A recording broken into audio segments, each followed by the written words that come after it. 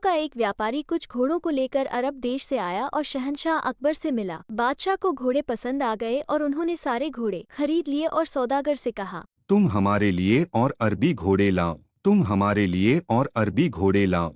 तुम अरब से आए हो, इसलिए पेशगी के तौर पर हम तुम्हें 1000 रुपए दे रहे हैं। सौदागर बहुत ही प्रसन्न हुआ और वापस अरब लौट गया। सौदागर के चले जाने के बाद बीरबल को मालूम हुआ कि वो व्यापारी पेशगी लेकर अपने देश चला गया और बादशाह ने उसका नाम पता भी नहीं पूछा। उन्हीं दिनों शहंशाह अकबर बीरबल से बोले, बीरबल, हमारे राज्य में वैसे तो मूर्ख बहुत ही कम हैं, फिर भी जो मूर्ख हैं उनके नाम हम जानना चाहते हैं। इस राज्य में कितने मूर्ख हैं, उनकी गिनती करने का काम हम तुम्हें सौंपते हैं।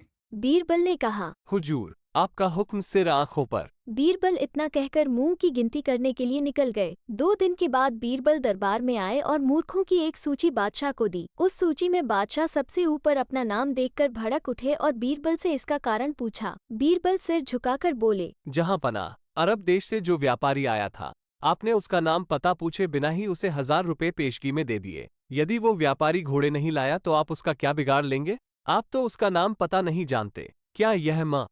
शहंशाह अकबर को बीरबल की बात बहुत पसंद आई। वह अपनी गलती पर मन ही मन पछताने लगे, लेकिन वह थे तो एक शहंशाह। अकड़ते हुए बोले, यदि वह व्यापारी घोड़े लेकर आ गया तब?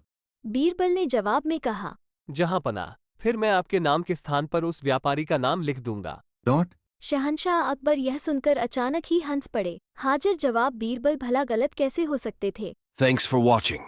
Please like, comment, and subscribe.